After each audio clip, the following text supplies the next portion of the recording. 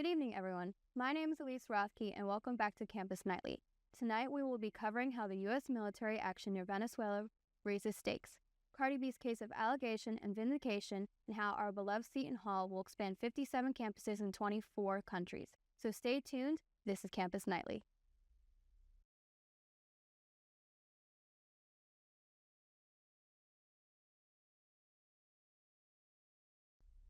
Tonight's news is making headlines as a U.S. missile strike on Venezuelan drug boat sparks controversy. On September 2, 2025, President Donald Trump announced that the U.S. military had conducted a strike in the Caribbean, sinking a vessel allegedly linked to Venezuelans' trendy Aragua gang. Trump claimed the boat was smuggling drugs to the U.S. and called it a warning to criminal organizations. 11 people were reportedly killed. The strike marks a major escalation in the war on cartels, but legal scholars and security experts are raising alarms. No evidence has been presented publicly, no drug seizures, verified identities, or proof of gang ties. Intelligence reports also indicate that Venezuela's government has no formal connection to Trendy Aragua, a group better known for extortion and human trafficking rather than smuggling. Legal analysts argue that the strike may violate international law as it targeted non-state actors in international waters.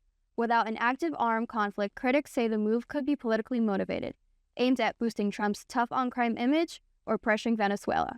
The administration has promised more operations like this one, but the lack of transparency and legal clarity is sparking debate about the dangers of militarizing anti-drug efforts and possible damage to U.S.-Latin American relations. Coming up, SHU TV's Sam Stinson with the latest in sports. Stay tuned after this break. As one of America's leading Catholic universities, Seton Hall is creating graduates who are ready for anything. I'm ready. I'm ready. I'm ready to work in the ICU. To work in the big leagues. To be a leader. To teach special ed. To make my mark. To volunteer in Micronesia.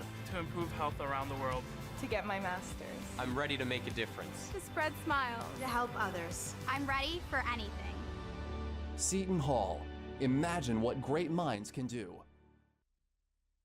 The NFL season kicked off last Thursday with the defending Super Bowl champions, the Philadelphia Eagles, hosting the Dallas Cowboys.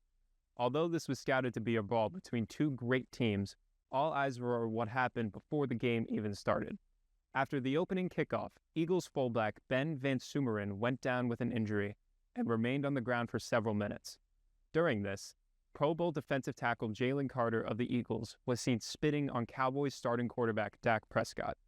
Carter was then thrown out of the game by the referee for unsportsmanlike conduct.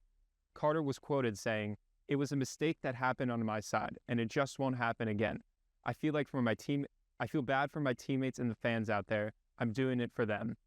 Later in the game, video shows that Prescott spit in the direction of Carter and other Eagles players before Carter spit on him, while also smiling and nodding at him. Prescott claims he did not mean any harm and spits constantly throughout every game. Eagles went on to win this game 24-20, with quarterback Jalen Hurts getting 2 rushing touchdowns. This year's U.S. Open was full of excitement and big storylines. On the women's side, Aryna Sabalenka continued her dominance. She beat American Amanda Anisimova in straight sets 6-3, 7-6 to claim her second U.S. Open in a row. That made her the first woman since Serena Williams in 2014 to win back-to-back U.S. Open titles. On the men's side, Carlos Alcaraz faced defending champion Jannik Sinner in the final. The match went 4 sets, with Alcaraz winning 6-2, 3-6, 6-1, 6-4. He showed incredible shot making and was calm under pressure. The win gave him his second U.S. Open title and put him back at the number 1 in the world rankings. Overall, the 2025 U.S. Open reminded us why it's one of the biggest stages in sports. Historic performances, electric crowds in New York, and champions who rose to the occasion. I'm Sam Stinson. Back to you, Elise.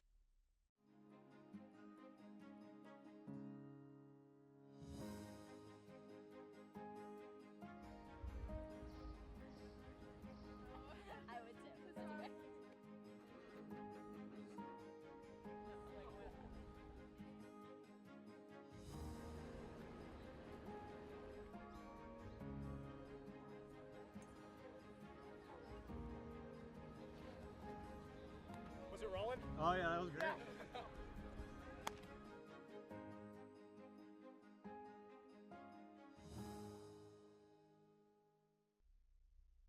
In In other news, rapper Cardi B has been cleared in a civil assault lawsuit, filed by former security guard Imani Ellis. The case involved a 2018 incident at Beverly Hills OBGYN clinic. Ellis alleged that Cardi B physically assaulted her, scratching her, spitting, and verbally abusing her while pregnant, and sued for $24 million in damages. Cardi B testified that she never touched Ellis and that the argument started when Ellis tried to film her without consent. She said she was 4 months pregnant and felt defensive, not aggressive. Multiple witnesses, including clinic staff, confirmed that no physical contact occurred. The trial streamed live, gained media attention for several viral moments, including Cardi B's wig changes and unfiltered testimony. The jury deliberated for less than an hour before returning a unanimous verdict in her favor. Following the decision, Cardi expressed relief, reasserted her innocence, and warned she would countersue future false claims. She also asked fans not to harass Ellis or her family. And finally, Seton Hall University has announced a major expansion of its study abroad program. As of September 2nd, SHU Study Abroad now includes 57 campuses across 24 countries. A big leap from just 5 campuses 3 years ago. Study abroad participation has risen to nearly 30% of students.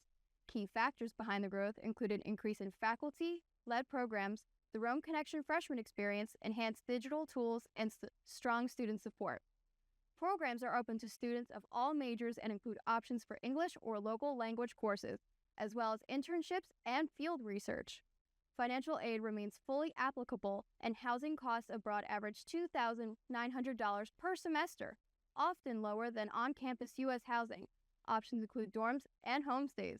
Director Douglas Cantamello called study abroad transformation and emphasized the program's goal to make global education accessible for all students. With more destinations and support, Seton Hall is turning the world into its classroom. That is all for tonight. Thank you all for watching again. My name is Elise Rothke. This is Campus Nightly.